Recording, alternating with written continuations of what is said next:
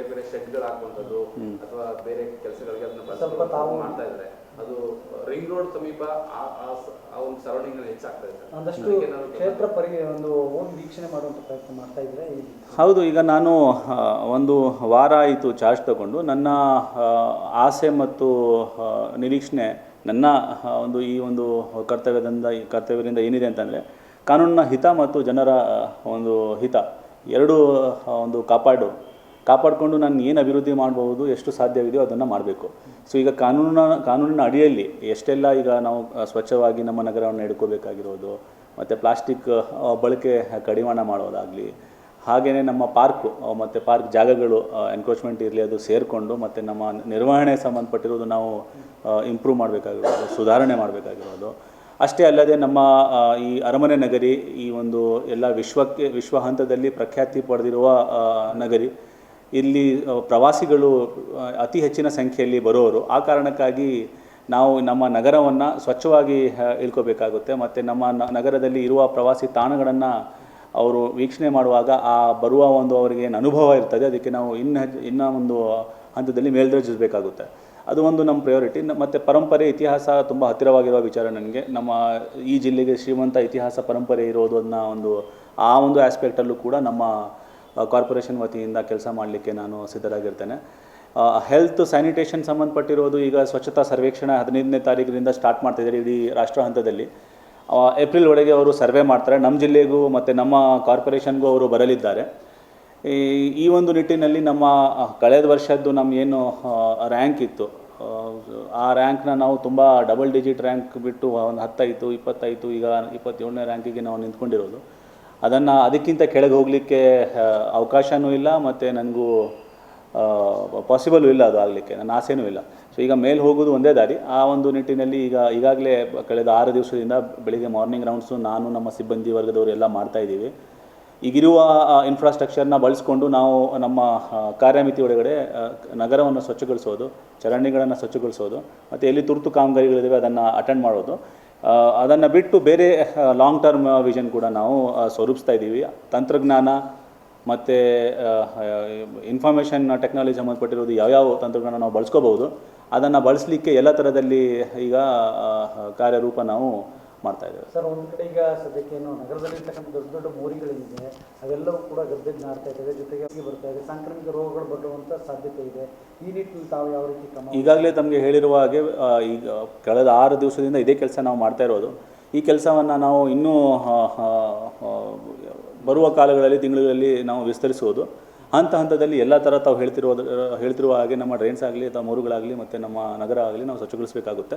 ಆ ಕೆಲಸ ನಾವು ಕಾರ್ಯಾಚರಣೆ ಮಾಡಲಿಕ್ಕೆ ಸಿದ್ಧರಾಗಿದ್ದೀವಿ.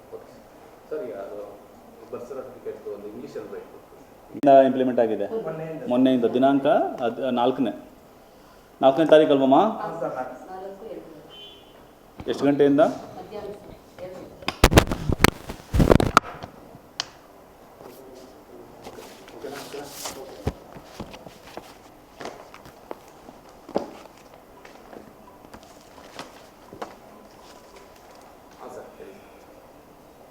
ಎಲ್ಲರಿಗೂ ನಮಸ್ಕಾರ. ಕೇಂದ್ರ ಸರ್ಕಾರದ ಬರ್ತ್ ಆ್ಯಂಡ್ ಡೆತ್ ರಿಜಿಸ್ಟ್ರೇಷನ್ ಆ್ಯಕ್ಟ್ 1969 ಅದರ ಅಂಗವಾಗಿ ಕರ್ನಾಟಕ ಸರ್ಕಾರದ 1999 ಸಂಬಂಧಪಟ್ಟಿರುವ ಏನು ರೂಲ್ಸ್ ನಿಯಮಗಳನ್ನು ರಚಿಸಿದ್ದು, ಆ ನಿಯಮಗಳ ತಿದ್ದುಪಡಿ ಹೋದ ವರ್ಷ ಆಗಿದೆ. 31/12/2024ಕ್ಕೆ ಈ ನಿಯಮಗಳ ತಿದ್ದುಪಡಿ ಆಗಿದೆ. ಆ ತಿದ್ದುಪಡಿಯ ನಿಯಮ 13ರ ತಿದ್ದುಪಡಿ ಒಂದು ಮುಖ್ಯವಾದದ್ದು, ಜನರಿಗೆ ಸೇರುವ ಒಂದು ತಿದ್ದುಪಡಿ. ಅದರಲ್ಲಿ ಹಿಂದಿನ ನಿಯಮ 13ರ ಪ್ರಕಾರ ದಿನಾಂಕ ಜನ್ಮ ಆದ ನಂತರ 20ನೇ ದಿನಾಂಕ ಒಳಗಡೆ ಡಿಲೇಗೆ ಯಾವುದೂ ವೆಚ್ಚ ಇರ್ತಿರಲಿಲ್ಲ. ಬರೀ ಸರ್ಟಿಫಿಕೇಟ್ ಪಡಲಿಕ್ಕೆ ಕಾಸ್ಟ್ ಇರ್ತಿತ್ತು. 21ನೇ ದಿನಾಂಕದಿಂದ ಹಿಡಿದು ಒಂದು ತಿಂಗಳವರೆಗೆ ಆಗ ನಮಗೆ 2 ರೂಪಾಯಿ ವೆಚ್ಚ ಇದ್ದಿದ್ದು. ಒಂದು ತಿಂಗಳು ಆದ ನಂತರ ಒಂದು 5 ರೂಪಾಯಿ ಕಾಸ್ಟ್ ಇದ್ದಿದ್ದು ಹಿಂದೆ.